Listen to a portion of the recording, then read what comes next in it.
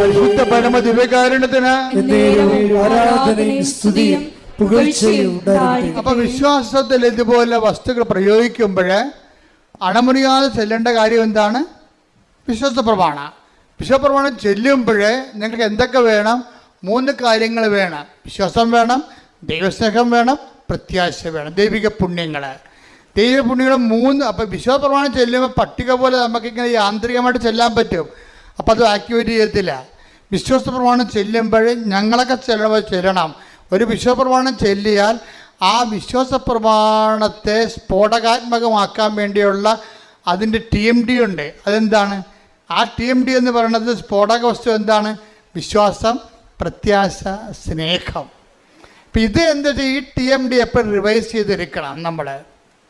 അതിൻ്റെ കാര്യം ഇപ്പോൾ ദീർഘദൂര മിസൈൽ എന്ന് പറയത്തില്ലേ, 4000 അടിയൊക്കെ പോകണ അല്ലെങ്കിൽ 6000 അടിയൊക്കെ പോകണ അഗ്നിവീറൊക്കെ സംഭവം, അഗ്നിയൊക്കെ ഇല്ലേ. അപ്പോൾ അതിൻ്റെ സംഭവം വെച്ച് കഴിഞ്ഞാൽ അതിൻ്റെ ക്രയോജനിക് ഇന്ധനം ഭയങ്കര സമ്പുഷ്ടമായിരിക്കും. അത് റിഫൈൻ ചെയ്തിരിക്കണമായിരിക്കും. റിഫൈൻ്റെ ഫോർമുല വളരെ ഷാർപ്പായിട്ടുള്ള ഫോർമുല ആയിരിക്കും. ഇതുപോലെ നിങ്ങളുടെ വിശ്വാസം ഷാർപ്പാകുമ്പോൾ, നിങ്ങളുടെ പ്രത്യാശ ഷാർപ്പാകുമ്പോൾ, അതിനേക്കാൾ അടിസ്ഥാനപരമായിട്ട് നിങ്ങൾ ഷാർപ്പാക്കേണ്ട ഒരു കാര്യം എന്താണ്? ദൈവസ്നേഹം. ദൈവപൈതലെ ശ്രദ്ധിക്കുക. നിങ്ങൾ രോഗികളെ കാണാൻ പോകുന്ന വീട്ടുകാരോട് നിങ്ങൾ പെരുമാറുന്നു, അഗതികളോട് പെരുമാറുന്നു, നിങ്ങൾ കർത്താവിൻ്റെ തിരുസന്നിധിയിൽ ആചാരാനുഷ്ഠാനങ്ങളുടെ പ്രാർത്ഥനാ വിധികളിലൂടെ ജീവിക്കുന്നു. സുവിശേഷം നിങ്ങൾ കൈമാറാൻ വേണ്ടി പത്രങ്ങൾ കൊടുക്കുന്നു, പത്രത്തെക്കുറിച്ച് വിശദീകരിച്ച് കൊടുക്കുന്നു. അതെല്ലാം ചെയ്യുമ്പോഴെല്ലാം നിങ്ങളുടെ മനസ്സിൽ അടിസ്ഥാനപരമായ ഓരോ ദിവസവും സ്നേഹത്തിൻ്റെ ലെവല് കൂടി വരണം. അത് നിങ്ങൾ ഇൻട്രോസ്പെക്റ്റ് ചെയ്യണം. ഓരോ കാര്യം ഓരോ ദിവസം ചെല്ലും തോറും ദൈവത്തിൻ്റെ സ്നേഹം എന്നിൽ കൂടുന്നുണ്ടോ? അതാണ് ഇതിൻ്റെ വെല്ലുവിളി എന്ന് പറയുന്നത്. ഉടമ്പടി വ്യക്തി മനനം ചെയ്യണമെന്നുണ്ടെങ്കിൽ ഓരോ ദിവസവും ദൈവസ്നേഹം കൂടിക്കൊണ്ടിരിക്കും. ഇപ്പം ഞാൻ അച്ഛനായിട്ട് 39 കൊല്ലമായില്ലേ. 30 കൊല്ലം അടിക്കടി ദൈവസ്നേഹം കൂടിയിട്ടല്ലേ. അതുകൊണ്ടല്ലേ അത് നമ്മളിങ്ങനെ പുതിയ കാര്യങ്ങളൊക്കെ അമ്മ പ്രത്യക്ഷപ്പെടുന്നതും അതുപോലെ തന്നെ പുതിയ ഉടമ്പടി തരണതും 10,000 രക്ഷപ്പെടുന്നത് എന്തുകൊണ്ടാണ്? നമ്മുടെ കാലത്തിന് ആനുപാതികമായിട്ട് നമ്മൾ ദൈവത്തിൽ വളരണം. അതിന് ഏറ്റവും വലിയ മാർഗം എന്ന് വെച്ചാൽ ദൈവസ്നേഹം കിട്ടുമെന്ന് കണ്ട എൻ്റെ മക്കളെ, ചില വെള്ളമടിക്കാരുണ്ടല്ലോ, മരണ വീട്ടിൽ നിന്ന് മാറത്തില്ല. അന്ന് വരെ ആ വീട്ടുകാരോട് യാതൊരു സ്നേഹമില്ല അവർക്ക്. അപ്പം അവിടെ മരിച്ചു കഴിഞ്ഞാൽ പൊരിഞ്ഞ സ്നേഹമായിരിക്കും. നമ്മൾക്ക് മരിച്ചാനോടുള്ള താല്പര്യം കൊണ്ടാണ്. അങ്ങനെയല്ല. ആ രാവിലെ പോയി നിൽക്കണത് വൈകുന്നേരം വരെ എല്ലാ ചവപ്പെട്ടിക്കോടുന്ന്, റീത്തിനോടുന്ന്, ഉടുപ്പിനോടുന്ന്, പന്തലിടാൻ കൂടുന്ന്, കസരെടുത്ത് വെക്കുന്നു. ഭയങ്കര പരിപാടിയായിരിക്കും. എല്ലാം കുഴിച്ചിട്ട് കഴിയുമ്പോൾ സന്ധ്യയ്ക്ക് സെമിത്തേരിയിൽ ഇവരും ഉണ്ട്. ആ ബന്ധുക്കളെല്ലാം പോയാലും ആ വീട്ടുകാരുടെ കൂടെ ഈ കക്ഷി ഉണ്ടാകും. അപ്പോൾ അവർ ഒറ്റ ചോദ്യം ചോദിക്കത്തുള്ളൂ, അപ്പം എങ്ങനെയാണെന്ന് ചോദിക്കും. എന്നിട്ട് വാട്ടിസ് എവിടെ മേടിക്കണമെന്നാണ് ചോദിക്കണേ.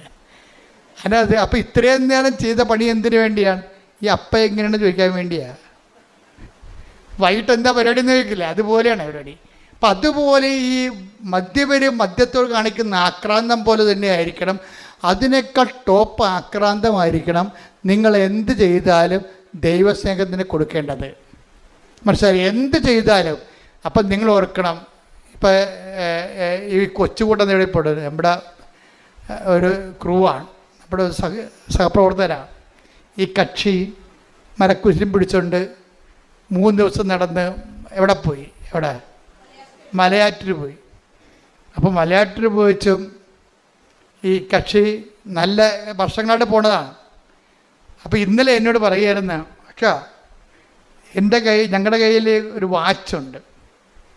അപ്പം ഞങ്ങൾ ഒരു നടന്നെത്തി വാച്ചെടുത്ത് നോക്കും, എത്ര കിലോമീറ്റർ നടന്നെന്ന് വാച്ച് പറയുമെന്ന്.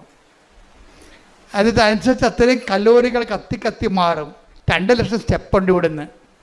അപ്പോൾ ഈ വാച്ചെടുത്ത് നോക്കിയപ്പോൾ മനസ്സിലായി, മലയാറ്റൂരെത്തിയപ്പോൾ 2 ലക്ഷം സ്റ്റെപ്പ് നടന്നിട്ടുണ്ട്.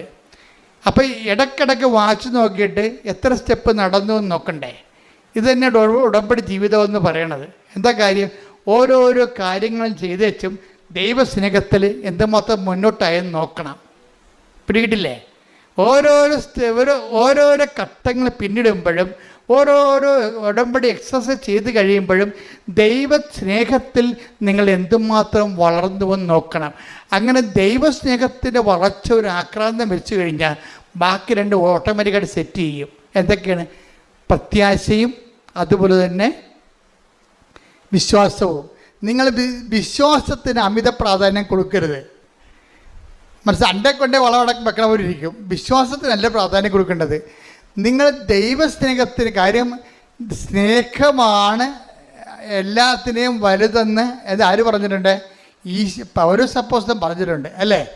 സ്നേഹം എല്ലാത്തിനെയും അതിജീവിക്കുന്നു പറയും. ഇപ്പോൾ വിശ്വാസം, പ്രത്യാശ, സ്നേഹം ഇത് ഏറ്റവും വലുത്. Take the bed of God 13 1 Corinthians 13 ശ്രദ്ധിക്കട്ടെ. ഹല്ലേലൂയ. 1 കൊരിന്തോസ് 13:13 വിശ്വാസം, പ്രത്യാശ, സ്നേഹം ഇവ മൂന്നും നിലനിൽക്കുന്നു. ഒന്ന് പറഞ്ഞേ. വിശ്വാസം, പ്രത്യാശ, സ്നേഹം ഇവ മൂന്നും നിലനിൽക്കുന്നു. എന്നാൽ സ്നേഹമാണ് സർവോത്കൃഷ്ടം. അപ്പൊ എന്താ പ്രശ്നം വെച്ച് കഴിഞ്ഞാൽ, നിങ്ങളെ വിശ്വാസം ഫോക്കസ് ചെയ്യേണ്ട കാര്യമില്ല, പ്രത്യാശയെ ഫോക്കസ് ചെയ്യരുത്, പ്രൈമറി ഫോക്കസ് കൊടുക്കരുത്. നിങ്ങൾ ഓർക്കുക എങ്ങനെ വിശ്വാസം നടത്താൻ പറ്റുമോ, എങ്ങനെ പ്രത്യാശ ഉണ്ടാക്കാൻ പറ്റുമോ, അങ്ങനെ ചിന്തിക്കണ്ട. നിങ്ങൾ ചെയ്യേണ്ടത് എന്താണ്? സ്നേഹത്തെ അഡ്രസ്സ് ചെയ്യണം. അതിന് ആവശ്യത്തിന് ഏറെ പ്രോഗ്രാം ഉടമ്പടിയിലുണ്ട്. നിങ്ങൾ ചെയ്യുന്ന എല്ലാ കാര്യവും ദൈവസ്നേഹത്തിൻ്റെ ആ ഓരോ സ്റ്റെപ്പ് കൂടുന്നുണ്ടോ നോക്കിയാൽ മതി. എല്ലാ കാര്യവും ചെയ്യേണ്ടത് എന്താണ്? ദൈവസ്നേഹത്തോടെയാണ് ചെയ്യേണ്ടത്. അതൊക്കെ പ്രാർത്ഥിക്കുമ്പോൾ ചെയ്യേണ്ടത് എന്താണ്? IELTS പാസ്സാകണേ, വസ്തുവിക്കാൻ പറ്റണേ, മകളെ കെട്ടിക്കണമെന്ന് പറഞ്ഞുകൊണ്ട് ആക്രാന്തം കാണിക്കരുത്. ദൈവസ്നേഹം കൂടണമെന്നാണ് പറയേണ്ടത്.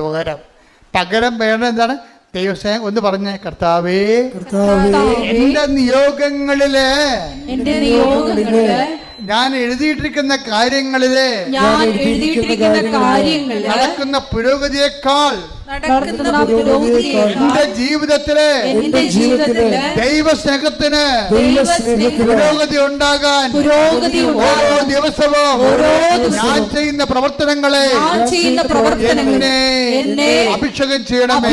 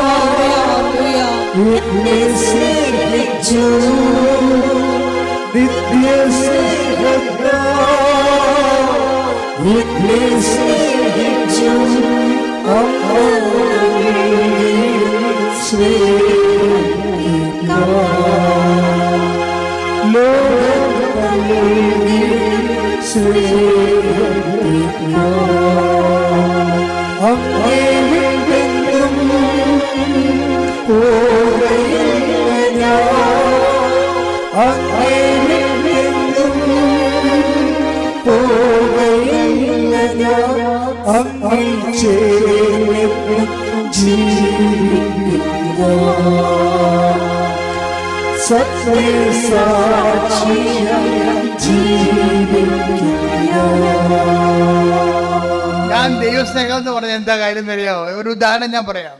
ഈ ജോജി ഉണ്ടല്ലോ,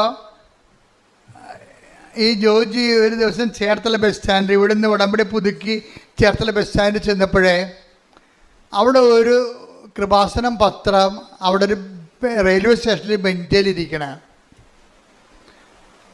അപ്പോൾ ഉടനെ ജോജിയുടെ തൊണ്ടയിടറി എൻ്റെ അമ്മേ എന്ന് വിളിച്ചു. എന്താ കാര്യം? അത് ഒരു കൃപാസനം പത്രം അനാഥമായിട്ട് അവിടെ ഇരിക്കുമ്പോൾ അദ്ദേഹം അത് എടുത്തിട്ട് കൊണ്ടുപോയി അത് അർഹമായ കരങ്ങളിൽ കൊടുത്തിട്ട് അമ്മയെക്കുറിച്ച് സംസാരിച്ച് അയാളെ കൊണ്ട് ആ ഉടമ്പടി എടുപ്പിക്കാൻ പറ്റുന്ന പരുവത്തിലാക്കിയിട്ടാണ് ചേർത്തലയിൽ നിന്ന് പോയിരിക്കണത്. അത് പറയുമ്പോൾ ഈ മനുഷ്യൻ നിന്ന് കരയണിവിടെ. അതാണ് ദൈവസ്നേഹം എന്ന് പറയണത്. നിങ്ങൾ സാക്ഷ്യം കേട്ടാൽ മനസ്സിലാകും. ഈ പത്രം അനാഥമായി കിടക്കണ കണ്ടപ്പോൾ കരഞ്ഞു പോയൊരു മനുഷ്യനാണ്. ഞാൻ ചോദിച്ചു, ഇതെല്ലാം ചെയ്യണത് ദൈവസ്നേഹത്തോടെയാണ്. അല്ല ആക്കാനും വേണ്ടി ഒക്കാനിക്കണ പോലെ കുമ്പസാരക്കൂടിൻ്റെ അടിക്കൊണ്ട് തട്ടിവെച്ച് ഓടിക്കളഞ്ഞ പാർട്ടിയല്ല ഇത്. അങ്ങനെയുള്ള കണ്ണാമൃഗങ്ങൾ ഉടമ്പടി എടുത്തിട്ടുണ്ട്. ഇത് കൊടുക്കുമ്പോൾ ഒരു മിനിമം ദൈവസ്നേഹം നമ്മൾ തന്നെ ഗ്യാരണ്ടി ചെയ്യണം. ഇതെല്ലാം ചെയ്യണ കാര്യങ്ങളാണ്. എന്താണ്? കർത്താവേ, ഇത് വായിക്കുമ്പോൾ അങ്ങയെ അറിയാത്തത് അറിയുവാനും കഠിന മാനസ്ഥരുള്ളവർ മനസ്സാന്തരപ്പെട്ടുകൊണ്ട് കർത്താവിനെ സ്വീകരിക്കാനും അവരുടെ ജീവിതത്തിൽ വിശുദ്ധിയും ദൈവസ്നേഹവും പുലരുവാനും അവർ സുവിശേഷ സാക്ഷിയാകുവാനും അങ്ങനെ ദൈവത്തെക്കുറിച്ച് ചിന്തിച്ചാണ് ഓരോ ശുശ്രൂഷയും നമ്മൾ ഉടമ്പടി ചെയ്യുമ്പോഴാണ് നമ്മൾ എംപവർ ആകണത്. എംപവർ എന്താണ്? ഈ മനുഷ്യൻ അതുകൊണ്ടാണ് അയാളെ വിദ്യാഭ്യാസം ഇട്ട് വെച്ചും നേരെ സാറിനോട് പറയണം, സാറേ എൻ്റെ സർട്ടിഫിക്കറ്റിൽ എൻ്റെ പേരിന് പകരം വേറെ പേരാണ് കിടക്കണത്, അതുപോലെ തന്നെ എൻ്റെ വീട്ടുപേരിനും തെറ്റുണ്ട്, ഞാൻ ഗതി പിടിച്ചിട്ടില്ല എന്ന് പറയുമ്പോൾ നിങ്ങൾ ഇന്ന പേപ്പർ കൊണ്ടുവന്നിട്ടുണ്ടോ? ഉണ്ട് സാറേ എന്ന് പറയും. അതായത് ഒറ്റ ദിവസത്തിനുള്ള ആ സബ്ജക്റ്റ് തിരുത്തി കൊടുക്കും. 20 കൊല്ലം ജോജി പറഞ്ഞ 15 ദിവസം എടുത്തുള്ളെന്ന് പറഞ്ഞ 15 ദിവസം എടുത്തുള്ളെന്ന് പറഞ്ഞ അതെല്ലാം വാങ്ങിക്കാനൊക്കെ ഒറ്റ ദിവസം എടുത്തു. പക്ഷെ 15 ദിവസത്തിനുള്ളിൽ അയാൾ ചെയ്തിട്ട് 20 കൊല്ലം നടക്കാഞ്ഞ കാര്യമാണ് 15 ദിവസത്തിനുള്ളിൽ നടന്ന് കൈ കിട്ടണത്. അതായത് നമ്മൾക്ക് എംപവറായി കഴിഞ്ഞാലേ നമ്മളിപ്പോൾ ദൈവത്തിന് തോന്നണം നമ്മൾ ദൈവത്തിൻ്റെ പുള്ളിയാണ്. അല്ല, നിങ്ങളുടെ വയറ്റിപ്പഴപ്പിന് വേണ്ടി ഇങ്ങനെ അലഞ്ഞു കെട്ടി ആലപ്പുഴ നടക്കണപ്പോൾ തോന്നരുത്. അത് വയറ്റിപ്പഴപ്പിന് വേണ്ടിയേ അലഞ്ഞു കെട്ടി ആലപ്പുഴ നടക്കണം ദൈവത്തിന് തോന്നരുത്. ദൈവത്തിന് വേണ്ടി നമ്മൾ അരമുറുക്കി ഇറങ്ങിയിരിക്കണം ദൈവത്തിന് തോന്നിയാൽ പടപടാന്ന് നടക്കും ഈ സംഭവം. അതെന്താണ്? അത് അവസാനം വരെ നിൽക്കും. നീ കയറി ചെല്ലുന്ന ഇടങ്ങളിലെ കർത്താവ് എന്താ പറഞ്ഞത്? ഇതാ സർപ്പങ്ങളുടെയും തേളുകളുടെയും ശത്രുവിൻ്റെ സകല ശത്രുക്കളുടെ മേൽ ചവിട്ടി നടക്കാൻ ഞാൻ നിനക്ക് അധികാരം നൽകുന്നു. അപ്പം നിനക്ക് വിശ്വാസം മുക്കുന്നതനുസരിച്ച് ദൈവസ്നേഹം വർദ്ധിക്കുന്നതനുസരിച്ചുകൊണ്ട് നിനക്ക് ദൈവത്തിൻ്റെ അധികാരമാണ് വർദ്ധിക്കുന്നത്. കൈയടിക്കട്ടെ.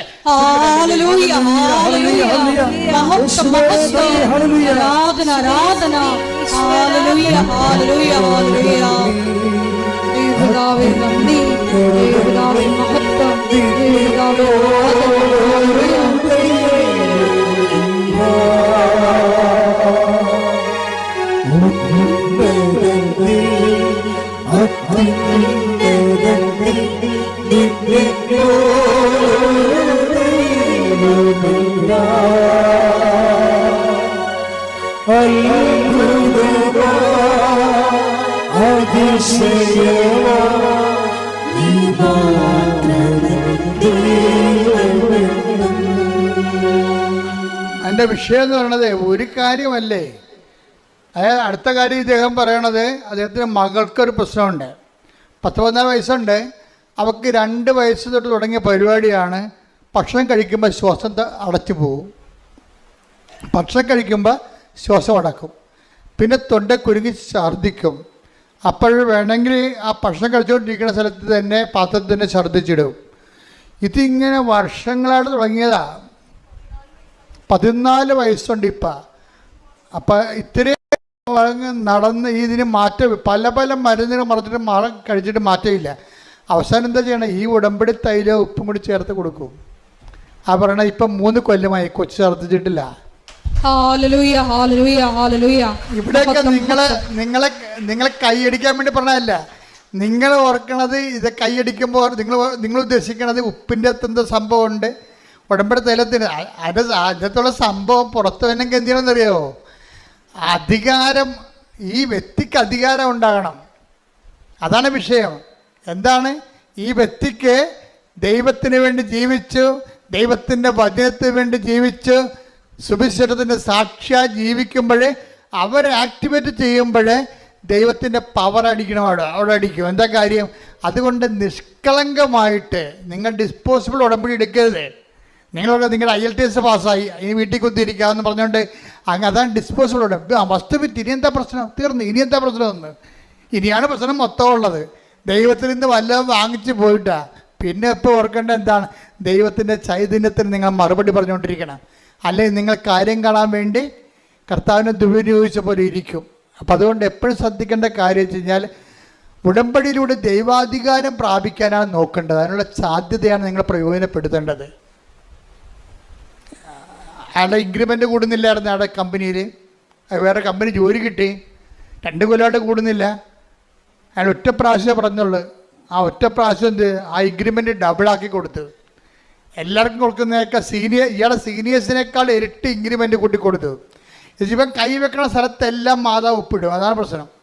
ഇപ്പം നിങ്ങളൊരിക്കൽ സത്യമാണെന്ന് ദൈവത്തിന് തോന്നിയാൽ നിങ്ങൾ കൈവെക്കണ എല്ലാം അവൻ ചെയ്ത എല്ലാം ശുഭമാക്കുകയും ചെയ്തു. Take the word of God. ശ്രുതിക്കട്ടെ ശ്രുതിക്കട്ടെ. ഹല്ലേലൂയ ഹല്ലേലൂയ ഹല്ലേലൂയ ഹല്ലേലൂയ. യേശുവേ നന്ദി. ഹല്ലേലൂയ ഹല്ലേലൂയ ഹല്ലേലൂയ ഹല്ലേലൂയ ഹല്ലേലൂയ. യേശുവേ ആരാധന ആരാധന ആരാധന.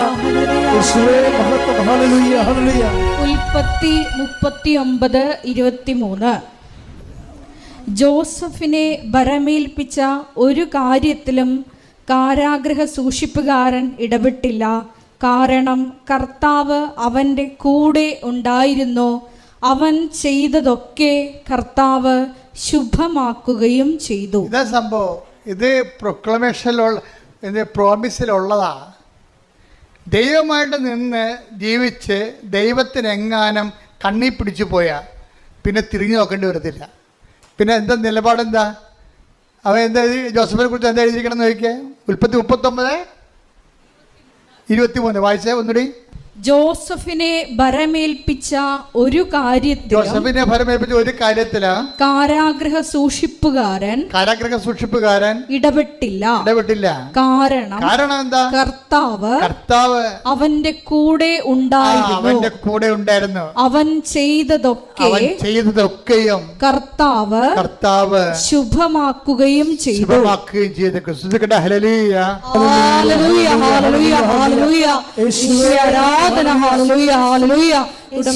ഞങ്ങളോട് കൂടെ സഞ്ചരിച്ച് എല്ലാം ശുഭമാക്കുന്ന ദൈവമാതാവിന്റെ സാന്നിധ്യത്തിന് നന്ദി പറയുന്നു. എല്ലാവരും എഴുന്നേക്കട്ടെ. നമ്മൾ ആദ്യം പാടിയ പാട്ടില്ല, അത് നമുക്കൊരു പാടാം. പാടിക്കൊണ്ട് രോഗസൗഖ്യ പ്രാർത്ഥനയ്ക്ക് പ്രവേശിക്കാം. അച്ഛൻ വന്ന് കയറിയപ്പോ പാടിയ പാട്ടില്ലേ?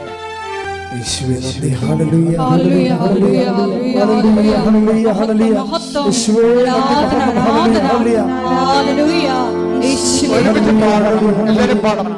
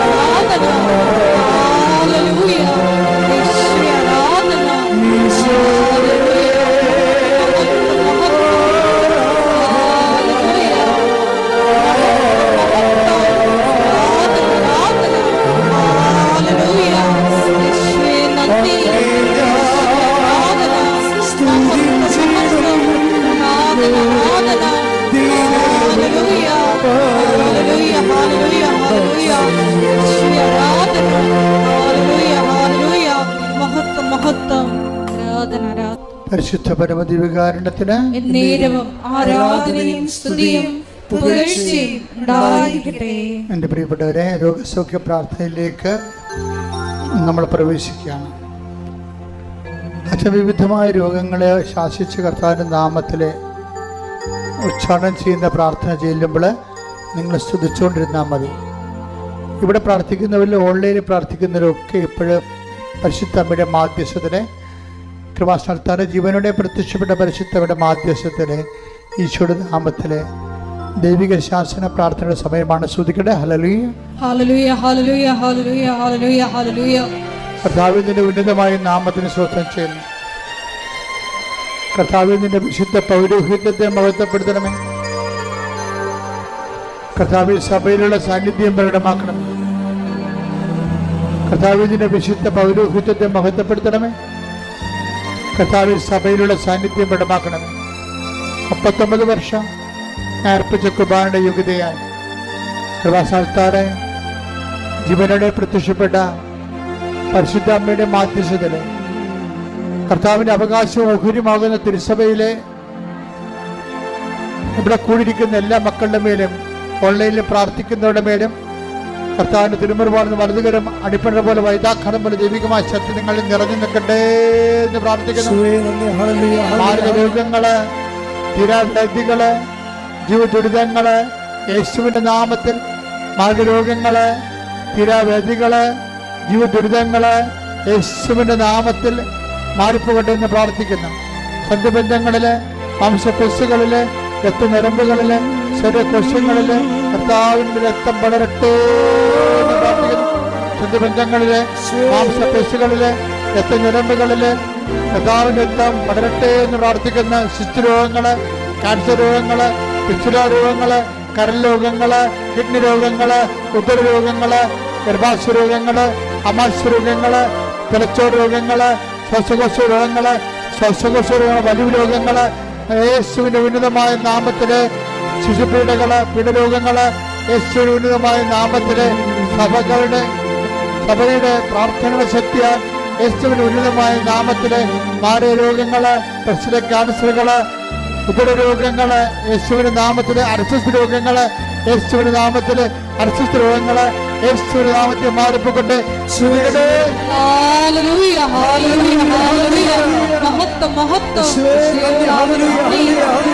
ആരാധന എല്ലാ രോഗങ്ങളും സുഖപ്പെട്ടുകൊണ്ട് നിന്റെ നാമത്തെ ഈ ആരാധനയിലൂടെ വീണ്ടും വീണ്ടും മഹത്വപ്പെടുത്തണമേ. ഹല്ലേലൂയ.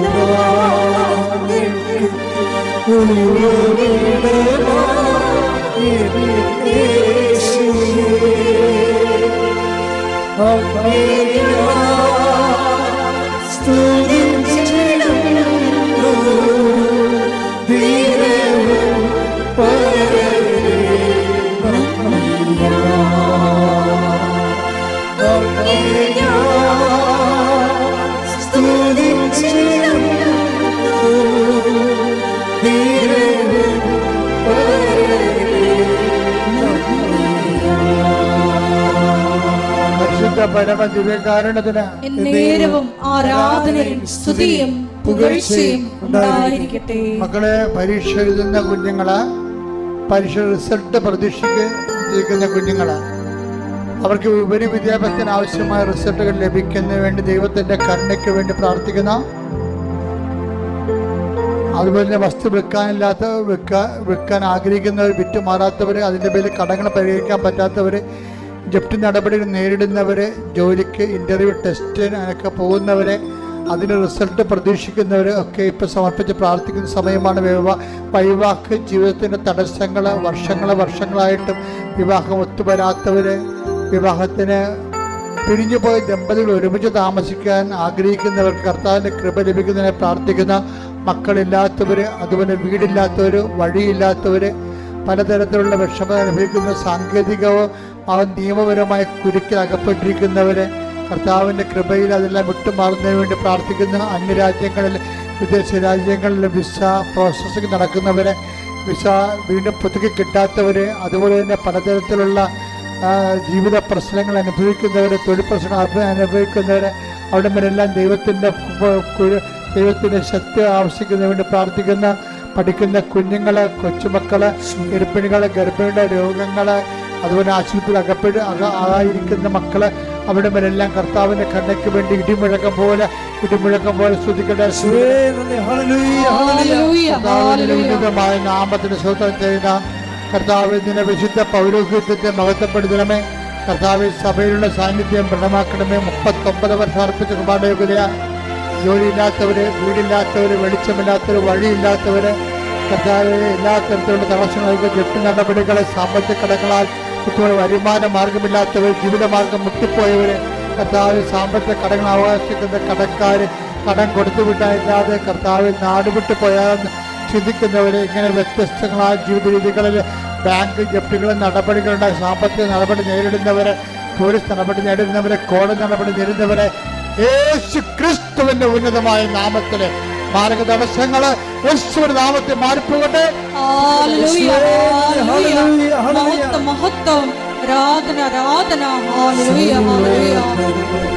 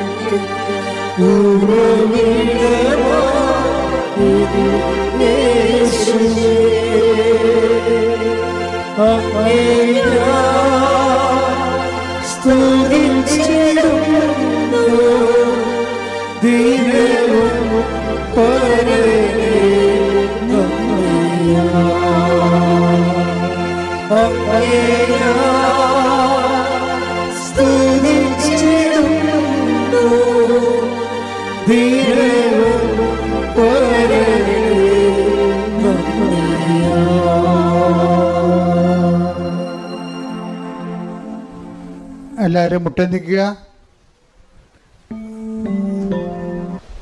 ഒരിക്കൽ കൂടി മരിയൻ ഉടമ്പടിയിൽ സമർപ്പിച്ചിരിക്കുന്ന എല്ലാ വിഷയങ്ങളും ദൈവമാതാവിൻ്റെ മധ്യസ്ഥയിൽ ദിവ്യകാരുണ്യ സന്നിധിയിൽ നമുക്ക് സമർപ്പിച്ച് പ്രാർത്ഥിക്കാം. ദൈവസ്നേഹമാണ് ഏറ്റവും വലുതെന്ന് തിരുവചനത്തിലൂടെ ഈശോ വെളിപ്പെടുത്തുകയായിരുന്നു. ദേവാലയത്തിലേക്ക് കയറുമ്പോൾ സൂക്ഷ്മതയുള്ളവനായിരിക്കണം എന്ന തിരുവചനത്തിലൂടെ ഉടമ്പടി നിബന്ധനകൾ വിശ്വസ്തതാപൂർവം സൂക്ഷ്മതയോടെ പാലിക്കുവാൻ വലിയ അഭിഷേകം ഞങ്ങൾക്ക് തരണമേ എന്ന് പ്രാർത്ഥിച്ചുകൊണ്ട് ശിരസ് നമിച്ച് നമുക്ക് ദിവ്യകാരുണ്യനാഥൻ്റെ ആശീർവാദം സ്വീകരിക്കാം.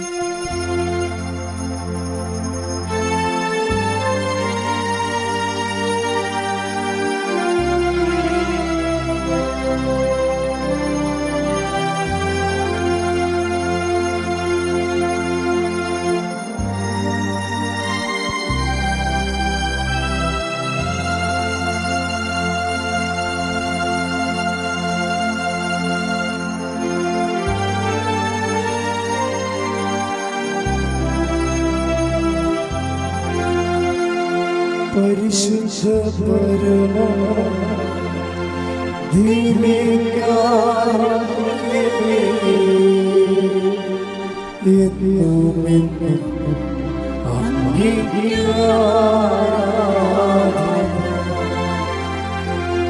പരിശുദ്ധ പരിശുദ്ധ